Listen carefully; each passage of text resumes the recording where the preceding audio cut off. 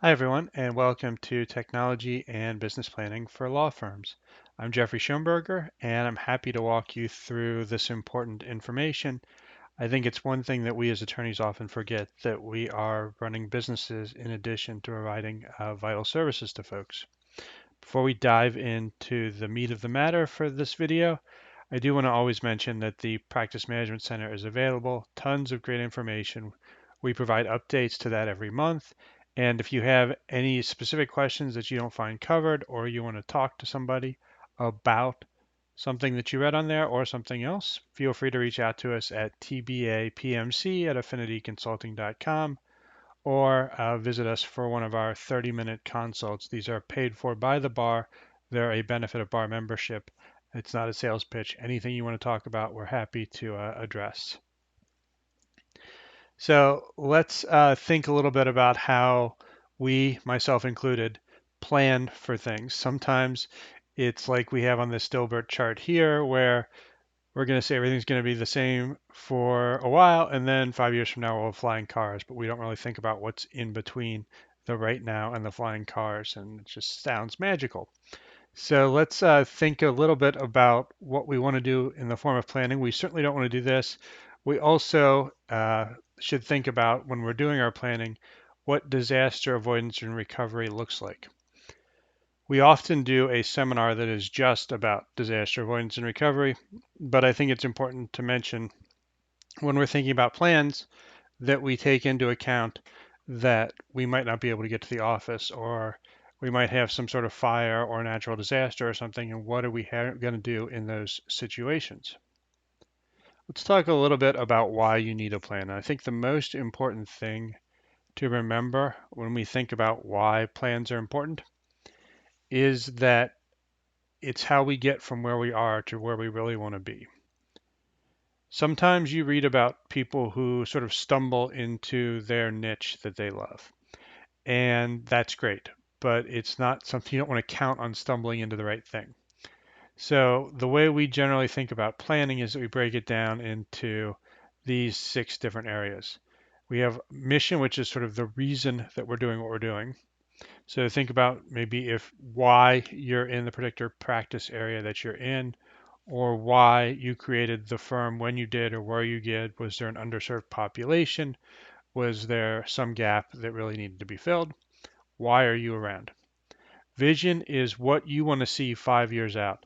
So we're not talking about pie charts with sizzle like the Dilbert cartoon, but we are thinking, what do we want to see in 5 years? Goals, a little bit shorter than 5 years, but they are sort of what we're going to measure against. And then we've got objectives that we're looking at for 1 year. If you're a mid or larger size firm, you might have different objectives for different departments.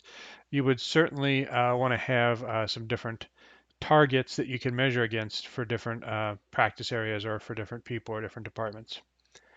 And then strategies, these are what we're going to have for quarterly success. So what are we going to do for first quarter of 2023 or second quarter of 2023 or whatever it is. And then at the bottom are the things that are day-to-day stuff and the things that we often, at least I often feel, kind of subsume the rest of it, the tactics, the projects, the tasks, the things you're doing day in and day out.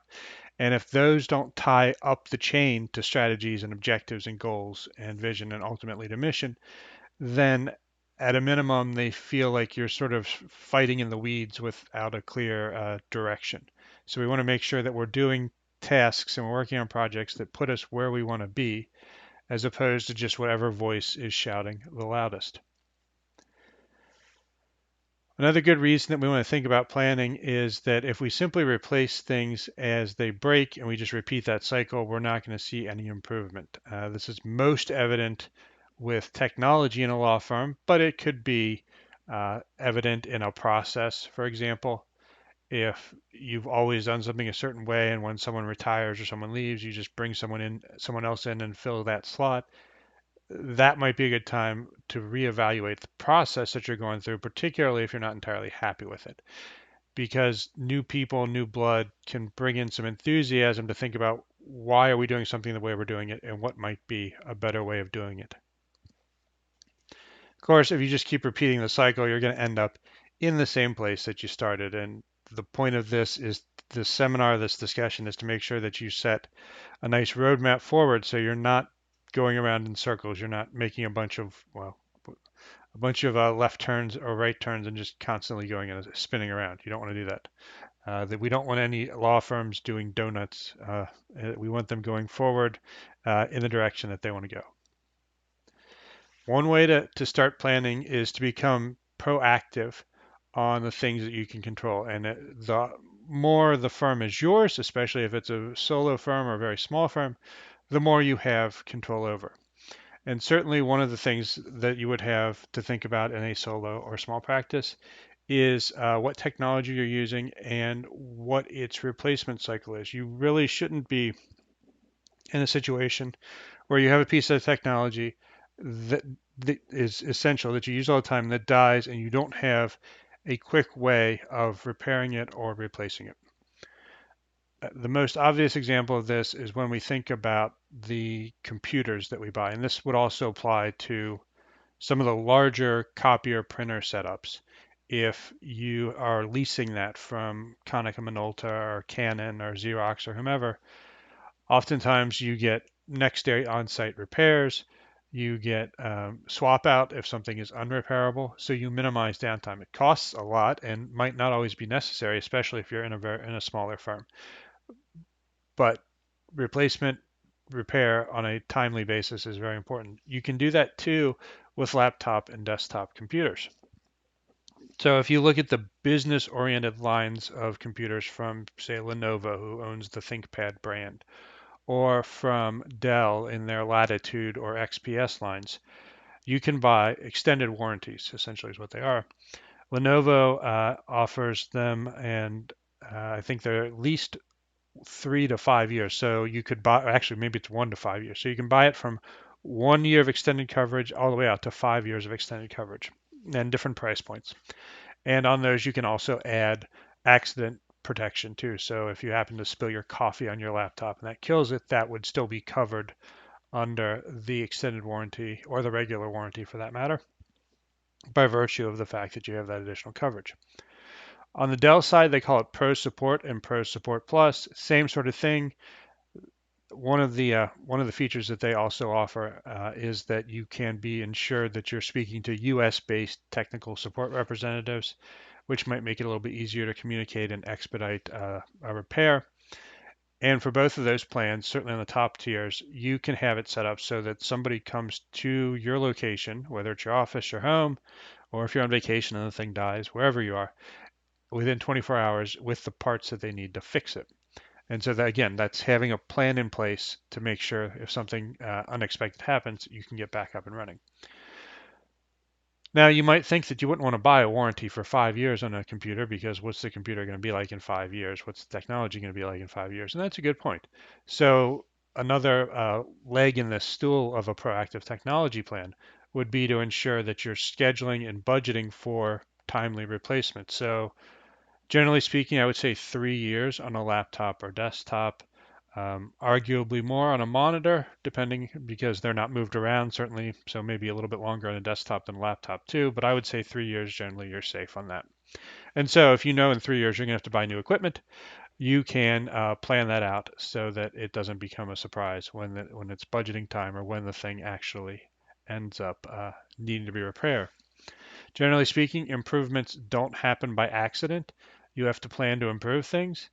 You could, just from individual personal examples, you could, for example, accidentally lose weight. You might not be trying to lose weight. Sometimes that's because you've changed your environment for the better. Maybe you're, walking to work now as opposed to driving, or maybe you're around somewhere where you get more activity, or you're around people that are more active, and so by virtue of that, you are also more active.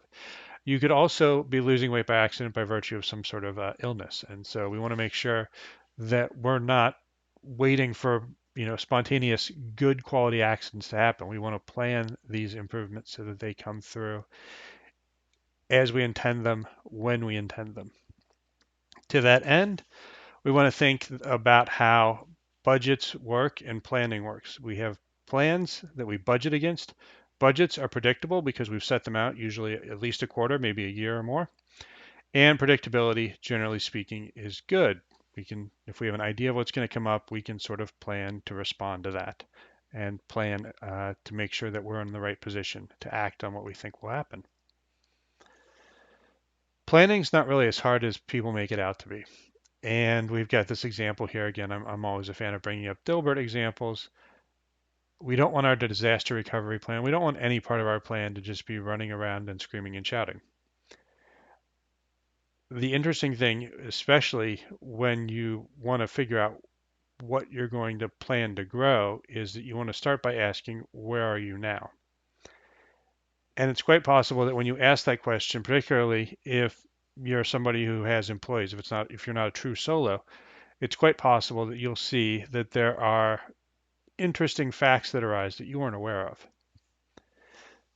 So we start with introspection. We start by asking ourselves, do you think some work gets done too slowly? Okay, what kind of work? Does it take too long to find information? Are you, rooting around in different filing cabinets? Did you get religion on paper and have gone to a paperless system, but by the same time, you're just saving it on a hard drive with the file name that the scanner or the program generates, and so you can't find it very easily and you don't have any good search program in place? Is it painful to do billing and accounting? Is it so painful that you avoid it so your bills don't go out timely, which causes its own problem?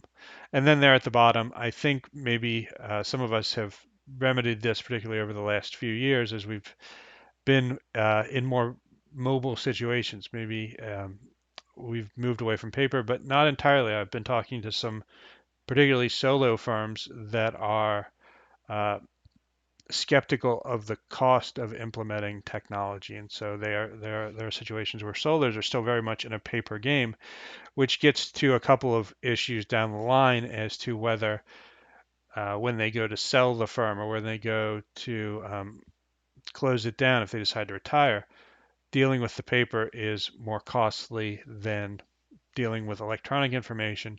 And in the case of selling it, the more things that you can systematize, and we'll talk about this in a little bit, the more things that you can systematize, the more likely you are to have something valuable to offer to a prospective buyer. The worst question that we ask or that we get as a response to any of these is that we've always done it that way. I was a history major in undergrad, and so I have some value in seeing it that we've done it this way. So it started out this way for a reason, but that doesn't mean we shouldn't reevaluate every so often. I mean, presumably you're not doing all of your legal research the same way you would have done legal research 25 years ago. You probably have a Fastcase or Westlaw or Lexis or some other subscription, and that's how you do a lot of your research. So you've been open to change, and certainly we've all experienced a ton of change over the last couple of years. So don't think that you can't change, because I know you have, and I can give you good examples of other people that you've probably experienced that have.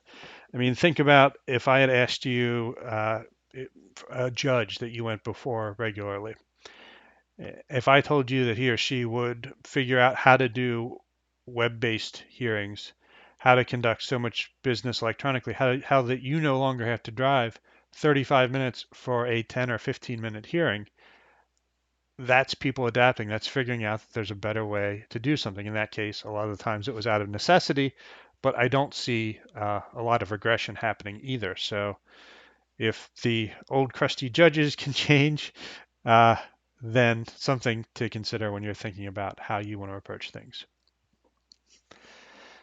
What challenges are you facing? Again, we're doing a little bit of an introspection here. Obviously, it's a hyper-competitive legal market. Being an expert in the material and being a nice person isn't enough. In some ways, it's easier for people to find you if you're just a nice person and a subject matter expert than it would have been 10, 15 years ago, which would have relied on more personal connections. But it's still not enough long term. You've got to deliver on the expertise, and you've got to maintain the relationship, and you actually have to go out and look for business in most cases. You have to run your practice like a business, and of course, successful businesses plan. Let's talk a little bit about what broad strategies you should be considering for the technology portion of your planning. Well, a technology plan contains events and initiatives. So the example I mentioned earlier, we're going to replace our computers on a 3-year time frame because that's when the extended warranties that we purchased expire. And we want our computers covered under warranty because if something happens, we want someone to show up within 24 hours and fix it. Those events are going to have dates. So we know 3 years out from the purchase date when the warranty is going to expire. So we want to plan back from that, maybe a month, maybe two, so that we get the new machines selected and ordered and delivered and set up so that we're good to go on that changeover. If we know when we're going to buy something, we can then figure backwards how much do we have to set aside or what do we have to budget to make that an affordable purchase for the firm. For example, computers generally have either stayed the same price for more features or they've gotten less expensive for the same features. So I would expect 3 years from now, you could pay the same 1,500 to 2 grand for a high quality laptop that you would pay now, or you could pay less for the equipment with the same features that you have now. What do you want to budget for? I would generally be in of the opinion that you would want to stay at the sort of 1,500 to 2 grand range because I expect we'll see a bunch of nice new features going out broadly across the line. And we've already seen some of that in the last year or so. If you looked at a laptop that you bought in 2019, for example, the webcam would have been terrible. It would have been, a novelty item. Webcams that we're seeing in machines released in late 21 and into 20 through 22 have much better webcams for the obvious reason that we're doing a lot more video meetings because for 2 years we had to do video meetings. So I could see things, in another year or so, having it be more standard that computers have 5G or cellular connections so that you can access information from anywhere. I had the experience a few months ago where I was in Chicago near O'Hare Airport, and for the first time in my life, I was able to download an entire movie to watch on a plane in something like 3 minutes. And you read about these things or you hear them on the news, like it'll be able to do X, and I'd never experienced it, but that was the first time that I'd ever experienced it. So imagine if you're wherever you want to be and you need to have a meeting and you want that high quality webcam, you want that cellular connection to give you the best opportunity. Payment sources. So if you're budgeting out, you're going to figure out, are you going to finance it? Are you going to pay cash? What do you want to do? And then you need specific assignments for those who are responsible for some portion of this. And that's an important key there because that's how you hold accountability to the people that you assign. In some cases, this might be you, in which case then you have to hold yourself accountable. When we think about the work that goes on in a firm, we think at Affinity in three distinct spheres of people, process, and technology. So we just talked about some of the budgeting for technology. We'll also here in a little bit talk about people and processes. And we think all of these together are a good way of thinking about your law firm's culture. So let's keep these in mind. We've talked a little bit about technology, but we'll cover the other two here in just a minute.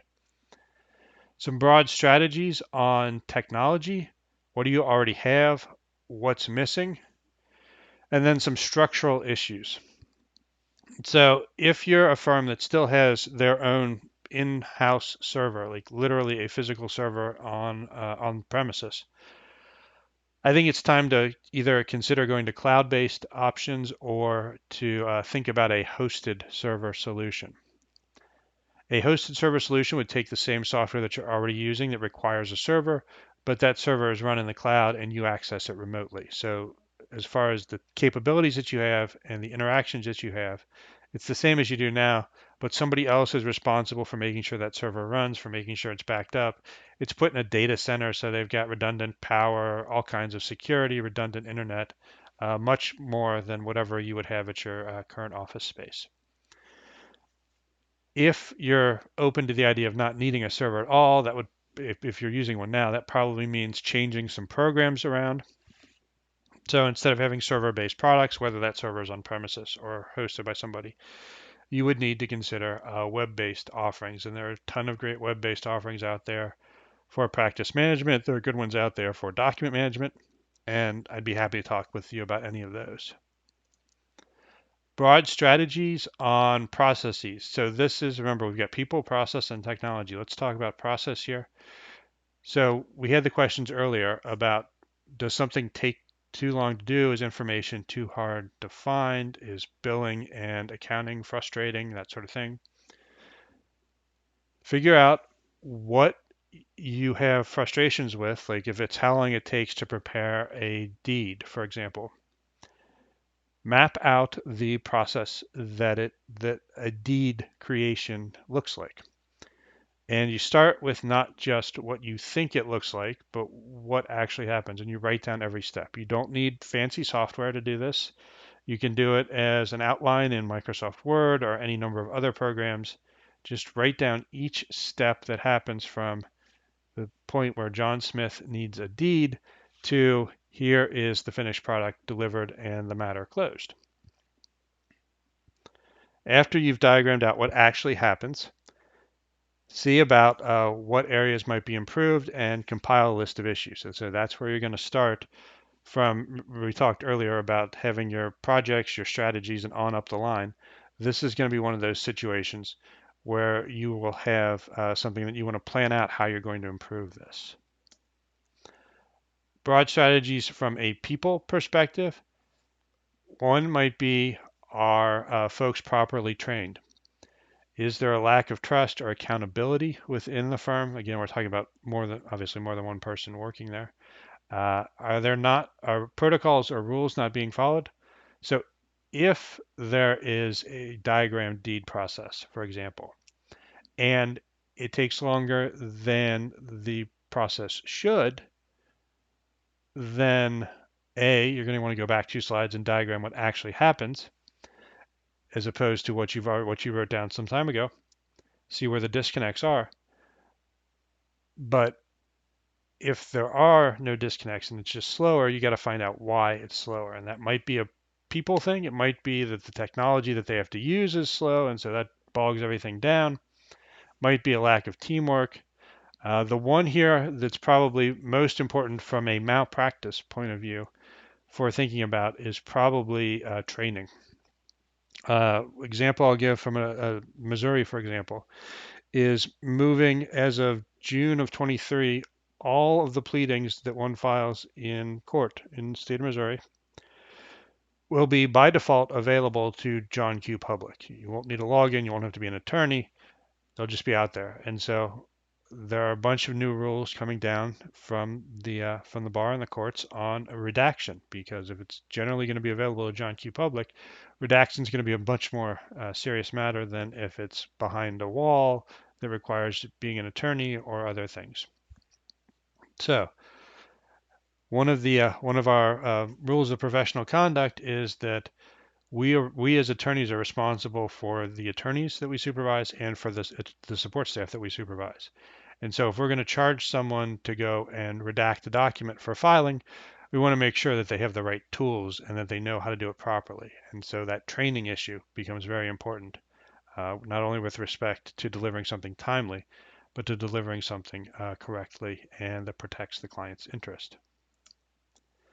Some high-level technology strategies using less paper. Hopefully you've seen some of that in the last 2 years that you've done of necessity. Increased mobility, mobile communication. So a couple different things that you can do with respect to mobile communications. One, obviously, having access to your client data wherever you are. But another one that more and more firms are doing is various forms of texting or instant messaging with clients. And there are different ways to handle this. And a couple of the cloud practice management vendors have options where texting can be a part of the matter. So in the same way that you have an add-in for Outlook that lets you file emails into a matter, you can have essentially a special number that texts into the program. And so you, as the attorney or as the legal professional, are in the practice management system as normal, but as far as the client knows, they're communicating via text. Another option are apps that do something similar. Pardon me. So in October of 2021, Clio released a Clio for Clients app that it allows a client to essentially instant message with the attorney, and those instant messages take place within the Clio system. So one, you've got the data just moving about on the Clio system. You're not sending texts over the cell network or over Apple's iMessage or anything like that. They're all within the Clio system, so you get some better security. And two, they're tied to the matter that the client is communicating about. So all of the correspondence, even the texts for that matter, are within that matter in the system. Another option there we see is cloud. So I think hopefully we're all kind of familiar with how cloud-based storage works. You can store documents up there. You could either have cloud storage or you could have cloud sync services. You could do it with document management, or you could just do it with something designed more for a solo or small firm or for an individual even. Substantive and administrative processes. We'll talk about these a little bit later, but substantive processes would be diagramming out the steps, for example, on how you create a deed. That's a substantive process, creating the deed for the client. Administrative processes would be making sure that the rent got paid, making sure that payroll got paid, that credit card bills for stamps or staples or other office supplies are paid, making sure health insurance is renewed, those sorts of things. Those would be in administrative processes, things internal to the firm. Organizing and systematizing your data. So I mentioned at the very outset, if you might have gotten religion on being paperless, but you've just been putting everything on the computer and have a hard time finding it, that's an option of having a high-level tech plan to better organize and systematize your data. And we talked about the example of proactive replacement with respect to computers. Creating and relying on electronic files, I think, is probably the biggest gain that you can make just out of the gate. So you've almost certainly have a laptop, and if you're still using a desktop, reach out to me and let's talk about why, because there might be some good reasons. If you tell me you're a big fan of the iPad and you've worked it in, so you only need the iPad and the desktop, I could buy that. But I think relying on electronic files means that not only can you be more mobile, but you could use more devices. If that information is stored in the cloud, web-based practice management programs are either going to have mobile responsive websites designed to let you access information from a smartphone or an iPad or whatever, or they're going to have sync utilities that would let you bring that information down to a normal laptop if you wanted to. Much greater availability of information, much easier to share with a coworker or anything of that nature. So I think if you haven't done any big changes in the last 2 years, other than probably buying a nice webcam, then I think the next thing on your list ought to be upgrading how you're handling client files. And it doesn't have to be a full document management system. It could just be something like a professional version of Dropbox or something of that nature, but definitely evaluate that. And then here's my favorite paperless joke that we have so much paper that we're storing off-site. Our company is essentially in the business of putting trees in jail. Electronic files, if you haven't looked at them in a while, can be feature complete. You can have documents that you create electronically stored there, obviously. Documents that you received, if you receive them electronically, they can be stored in the electronic file. Same thing with emails. You can do one of two things with emails. You could either save them into the practice management program if you wanted, via an add-in with Outlook, or you could send them or print them as PDFs, for example, and save them into a normal folder structure. I've got clients that do it different ways. Depends on what works best for you. If you're still receiving or sending faxes, those can be part of the file. There are some practice areas where faxing is still a thing. Hopefully you've got an electronic fax set up and you're not still using an actual fax machine. If you want some more information on that, there's information in the Practice Management Center to take a look at, describing some of the e-fax options out there. And I'm a big fan of handwritten notes. I take lots of them. And then when I'm done taking those handwritten notes, I scan them into the electronic file because I want them in there with all the rest of the information. So I still take lots of paper notes, but the end result of the paper notes is something saved in an electronic file. Another thing to consider is consolidating applications. So we talked earlier about whether billing and accounting might be a pain, might be taking too long. If that's the case, then one of the things that you might be able to do to speed it up is to have a program that has an integrated accounting system with it. So Practice Panther is a great practice management program. It talks to QuickBooks online, and so information about invoices and what clients owe is transferred from Practice Panther over to QuickBooks. If you want that all in one place, Cosmolex is an example of that. There are others out there, but that's something to keep in mind, and that's one of the big dividing lines in web-based practice management today between programs that do the practice management plus invoicing and billing and programs that do practice management, invoicing, billing, and the accounting angle of it. We talked earlier about hosting a server. So if you're using something that you really love that doesn't have a web equivalent, but you still want to get rid of the server that's in your broom closet or wherever, hosted server companies like ProCirrus out there will take the information that you have on your server and the programs, run those in the cloud on a server or a virtual server that they maintain. That way you have that mobility, but you still have that program that you absolutely need to run the practice. We're going to dive in now a little bit into administrative and substantive processes. So the substantive processes, as I described, would be the production of an end product for the client. The example we did earlier was a production of a deed. So who's involved? What are the steps? How long does each step take? What does the decision tree look like? And what tools do they need? So it might be a paralegal or a paralegal and an attorney involved in the who. How long it takes? Well, that depends on what steps are in your process, and you want to, again, as we talked earlier, you want to map those out.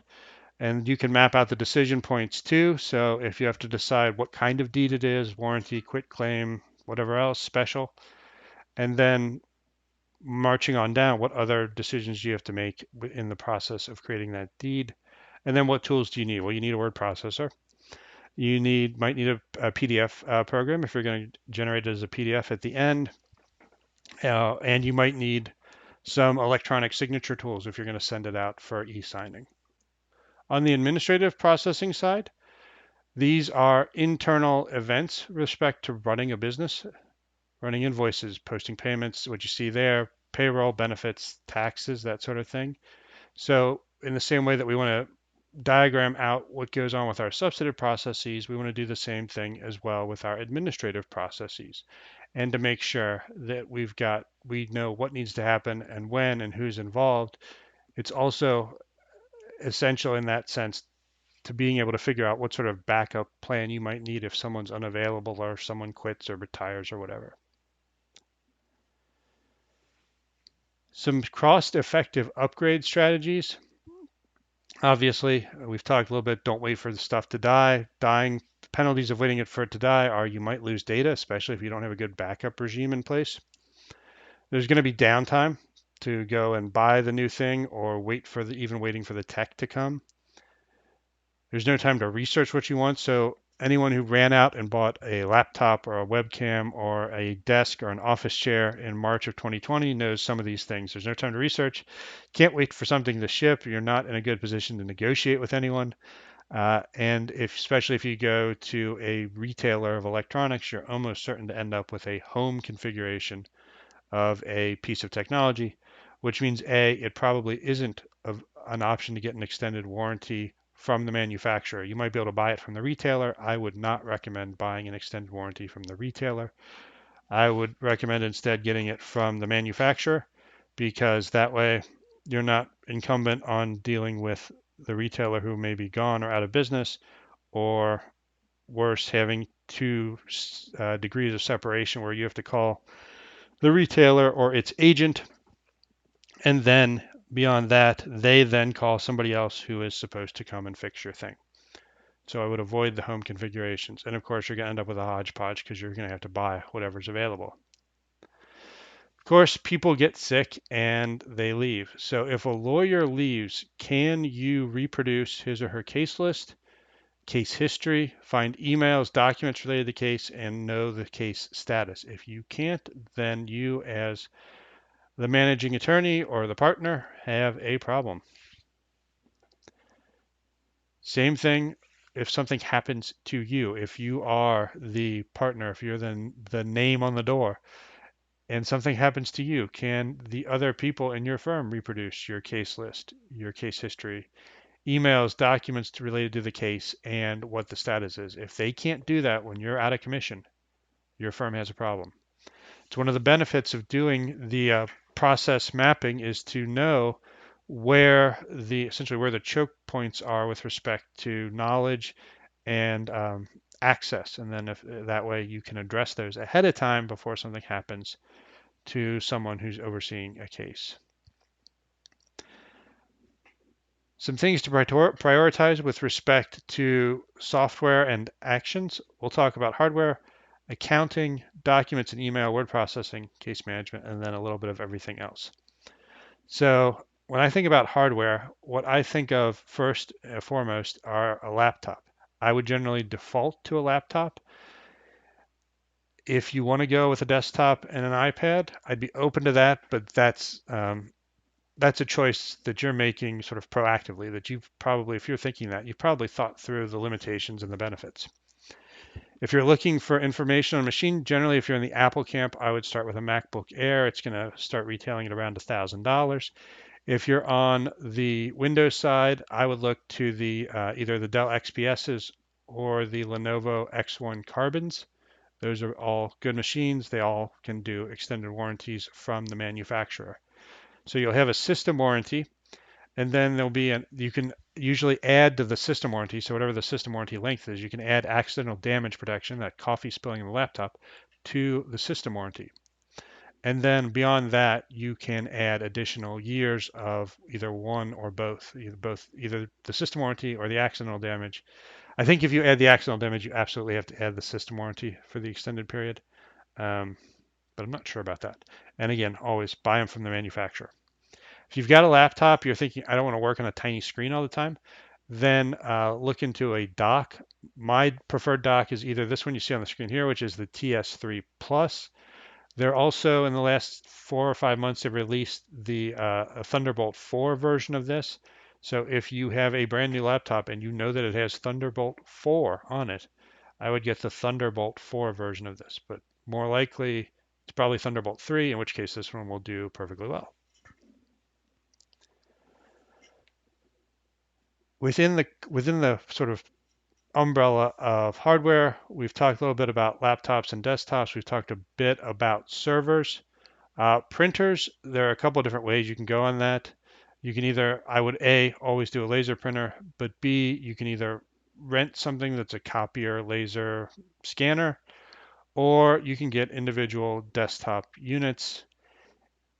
If you're doing the combined unit, just understand that you're paying a lot for what you get because whatever the lease is, it's going to end up being some thousands of dollars more a year than if you just bought separate devices and paid straight out for the printer and the scanner and the other utilities that you're getting with that giant combo unit. But some people like the combo unit. They like the speed that you get with that. They like the large toner capacity and some other things. So there are reasons you might like that. But generally, if you're looking for a cost advantage, get a laser printer, probably color laser, I would do. And then something with high volume capability, which is probably going to run you a little north of 1,000 at least. And then also a desktop or networked scanner. Desktop scanner we would recommend would be the Fujitsu line. Their most recent one is, I believe, the IX 1600. That's going to run you, I think MSRP is around 500, but you usually find it for somewhere in the fours on Amazon. And then with those two things, you can kind of make up a copy machine because you scan something in and then you print out the scan. Backup and disaster avoidance, whatever backup situation you have, it should be transparent to you. It should run in the background. You shouldn't have to think about it. Remote access and practice portability. So we've hopefully gotten some experience with that over the last couple of years. But rather than it being kind of ad hoc, if you wanted to have this ability all the time, there are secure ways of doing that, whether it's going with a hosted server platform or going with one of the web-based sync tools that it's designed for business, or buying the business level plan of a sync tool, or going with a full document management system. I think you need a notebook computer if you're super techy and you've got something to go back to, like a desktop at the office or at home. You could be iPad only, but again, I think that's a self-selected group.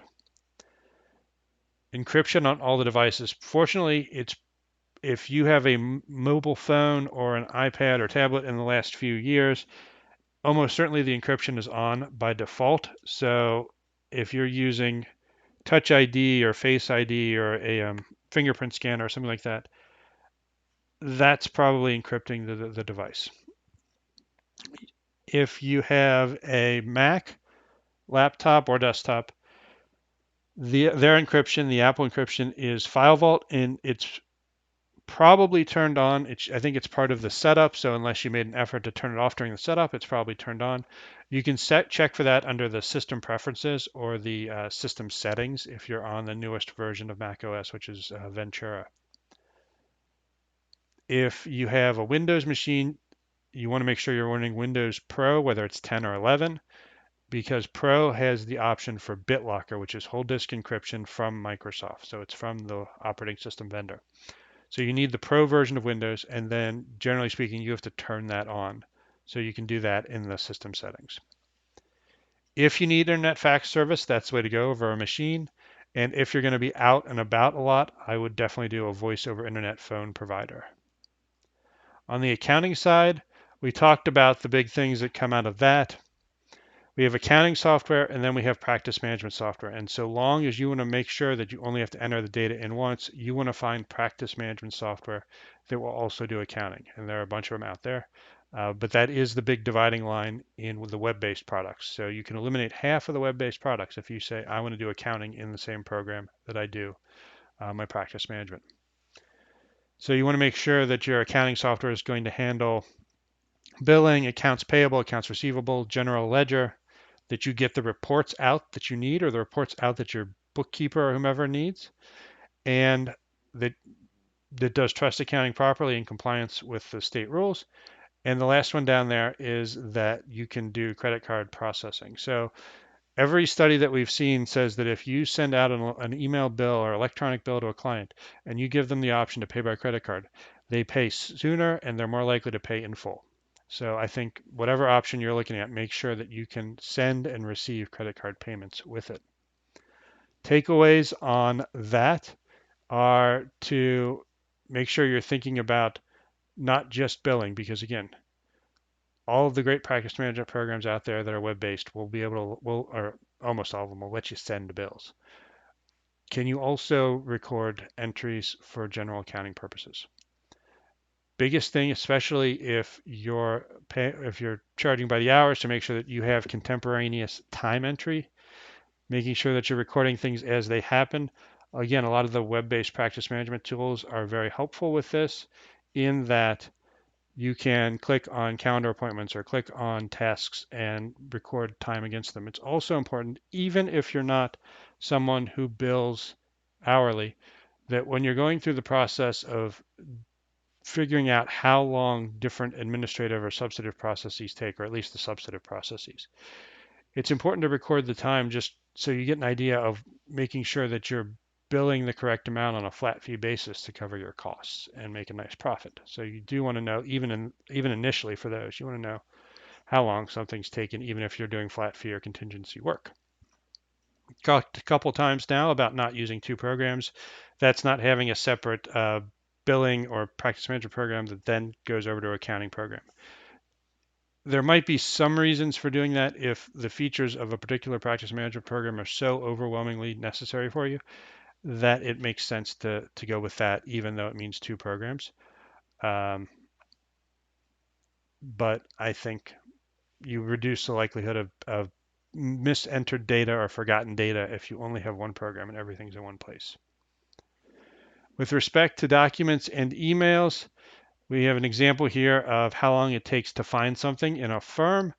And if people are making $50 an hour with tax and benefits and salary, and 5 staffers spend 20 minutes a day looking for files, you've got it there. It's 8.3 hours a week. You've spent $416 a week on that, $1,600 a month, and 20 grand for the year for 5 people who spend $20 or 20 minutes each day per person looking for files. So there are a couple different ways that you can make finding your electronic documents easier. One is that you could install locally a program that will search your computer's hard drive. The best ones on Windows are either X1 Search or Copernic. On the Mac, I would recommend Hudaspot. And so these go through and they will index all of the files on your computer. And so you can do searches like find the files created in the last month that within the text of the document, not just the file name, but within the text of the document have the word summary judgment within, a paragraph of slip and fall. So you can do Boolean type searches. It's very powerful. Second option to do or to go with instead of a search program for your local computer would be a full document management system. Depending on the size of the firm, a document management system might be overkill, especially if you're a true solo or just one or two other people. I would, if you're having trouble, if you've gotten the religion on at least getting things electronic, but you're having trouble finding them, I would start with a search program that will search the computer locally. And that assumes, of course, that everyone is saving to the same location. So if you bought Dropbox or you're using OneDrive that came with Microsoft 365, if everyone's using that and everyone's saving their files in the same place, those search utilities that run on the desktop or the laptop, for that matter, would come in handy. If everyone's saving it on their own separate machine and it's very siloed, obviously you're going to get less out of that. With respect to word processing, we want to think about how we can draft more efficiently. And that can come in two ways. One is you learn the powers of the word processor so that you can, uh, you know, do formatting more quickly. You can make it easy to skip to different parts of the document. You make it so you don't have to update your tables of authorities or table of contents or cross references manually. Lots of great things that you can learn within the context of just using the word processor that you already have better. When you're creating new documents, most people go about it by virtue of find, rename, and modify. So you think of the last person you did a deed for, and then you go find that deed, and then you start with that deed and you make changes for the new client. Hopefully, when you make changes, you don't overwrite the past deed for the other client because you probably want to keep that alive. And we've got some examples up here that might be more appropriate to, say, a negotiated instrument like a lease, like commercial lease, for example. There could be errors of omission, things if the document that you start with had been negotiated, maybe you remove those things as part of the negotiation, but by default you would have them in there. So that document that you found would have some errors of omission. It would have might have errors of inclusion. So if the other party was represented and they insisted on a provision that you wouldn't normally put in that was advantageous to their client, you would not want to start with that document because there would be an error of inclusion. And then, of course, you can miss simple things like pronouns, um, which you would want to take care of. So examples, if you use a will and you start with the last will someone you remember doing, maybe you thought to change who the executor was, or you thought to change some of the appointments, but you didn't read through the whole paragraph, and so you have a man in the position of executor, but you're referring to that person, that executor as she, or vice versa, and so forth. And so a lot of the starting point documents could be compromised in the way that we talked about with respect to the lease. So you're almost certainly underutilizing Microsoft Word or whatever word processor you're using. It says there Microsoft Word rules, don't waste time on Pages, WordPerfect, or OpenOffice. I've encountered my first WordPerfect user in a long time, just last week. The reason I say Microsoft Word rules is because if you're ever going to exchange documents with anyone, it's most likely that they're going to expect or have the ability to read a Word file. So that just, removes a bit of a pain point for you when you're exchanging documents. Forms are the lifeblood of practice. So creating templates. So we talked about how you might have started with a compromised document because you thought of the last will you did or the last lease and you made changes based on that. And those changes aren't something you would do by default with every lease. In which case, then I suggest your time is best spent creating a template with all of the provisions that you would possibly want in a lease and just using Microsoft Word. You don't have to do anything fancy. Annotate when you would use a provision, when it should be included, and that way saving that as a template, meaning you can't accidentally write over it. Then when you go to pull it up later, you get a brand new document. It's like tearing a sheet out of a forms book, if you're old enough to remember that, and you can start making changes without fear of messing up the underlying template and without having to worry about whether the starting document is somehow compromised. If you want to go beyond that template stage, there are tools out there that will help you do document assembly, and I'm happy to talk to you about those if you'd like. Case and matter management, we've sort of jumped around quite a bit in the time we've had together. Case and matter management makes sense when you've got a high volume of cases, or you've got lots of deadlines to track, lots of communication to keep track of, coordinating among different users, better organization, and then the last thing I'll add that's not on the slide is if you like to take vacations. So if you're not the only person in the office and you want information available so that if a client calls up while you're on vacation, and asks the question, rather than having to bug you on vacation, someone in the office can look in the practice management or the case management system and see what the last thing done on the file was, what you might be waiting for, when a letter or instrument was sent to someone for review. Lots of things that they could answer without having to bug you. Generally speaking, just about every case or matter management program will hold contacts, calendar, documents, emails, records of phone calls, keep track of tasks, and allow for time entries. And some of them will hold, I mean, depending on how you do the research, some of them will hold it as a connection to some other program, or if you've just saved it as a PDF, it would just be a document, in which case then it would be saved in the documents areas. The big thing that a case or matter management program brings is that it has the concept of a matter. So you say, well, I'm, I'm a two-person firm and we both use Outlook and we store everything in one folder organized by client or whatever. What does the matter management program bring? It brings the concept of a matter. So Outlook doesn't have any idea what a matter is, whereas these programs are designed to tie contacts, tasks, calendar entries, time entries, and any sort of communications or documents from whatever source into a single place organized by that matter. So if you're practicing in a case and you've got 2 or 3 contacts that you're working with over email, those contacts can all be in the matter management system. You can import or save the emails from those contacts into the matter management system.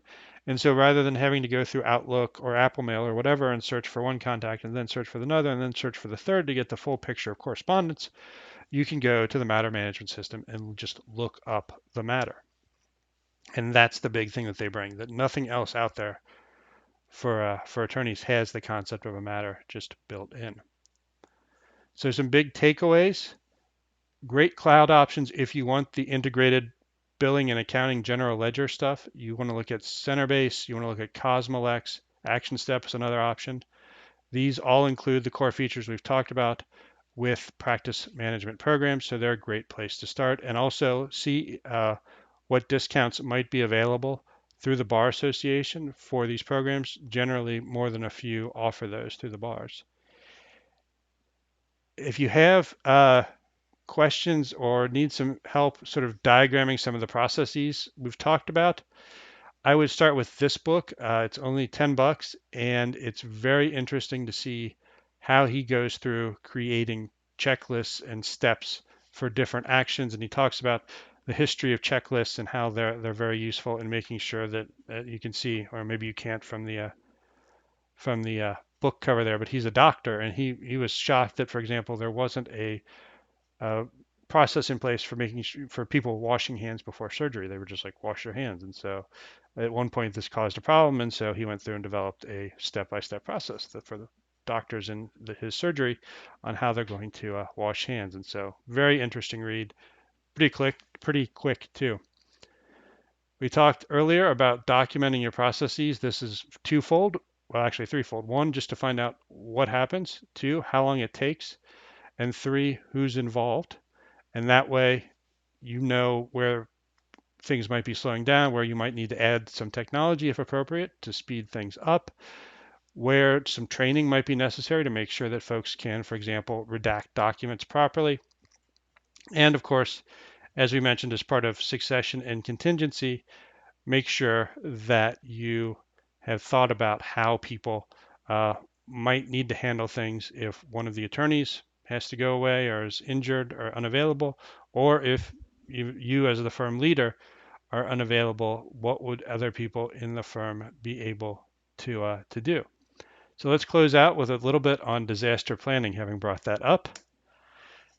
Make sure you have an internal contact list, like a telephone tree even, for the equipment that you have, software, hardware serial numbers, software license keys, photos, makes, models, and this is especially true if you've got equipment that has sort of gone diffuse over the last 2 years that's in different people's homes. Make sure you know what it is and where it is. Possibly having a line of credit or some cash available in need for emergencies. Where are the bank records, the blank checks? If there is some sort of disaster, and people are near the office, is there a predetermined place to meet should that be necessary? Do you have business interruption insurance, cyber security insurance, and any sort of disability insurance in place?